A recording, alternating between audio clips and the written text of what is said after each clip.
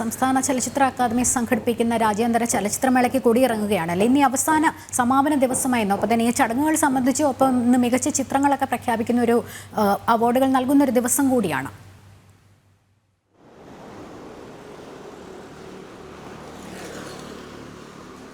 ഒരാഴ്ചക്കാലം നീണ്ടുനിന്ന ചലച്ചിത്രമേളയ്ക്ക് അന്താരാഷ്ട്ര ചലച്ചിത്രമേളയ്ക്ക് international film festival of Kerala ഇന്ന് സമാപനമാവുകയാണ്. പ്രധാന വേദിയായിട്ടുള്ളത് തിരുവനന്തപുരത്തെ ടാഗോർ തിയേറ്റർ തന്നെയാണ് പ്രധാന വേദി.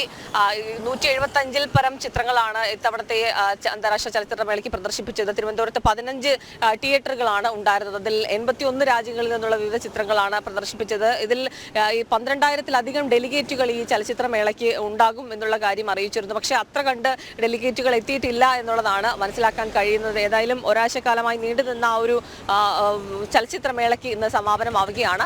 നിശാഗന്ധിയിൽ വൈകുന്നേരത്ത് 5 മണിക്കാണ് ഇതിന്റെ ഒരു സമാപന ചടങ്ങ്.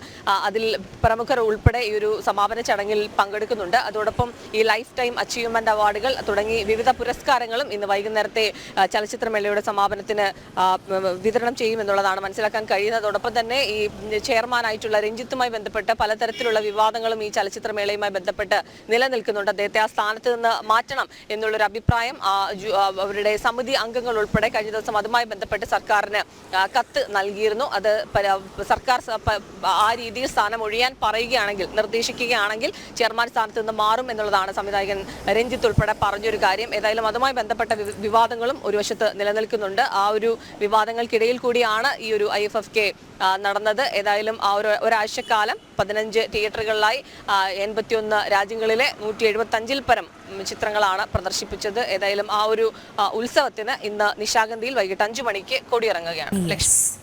രശ്മിയാണ് വിവരങ്ങൾ നൽകിക്കൊണ്ടിരുന്നത്.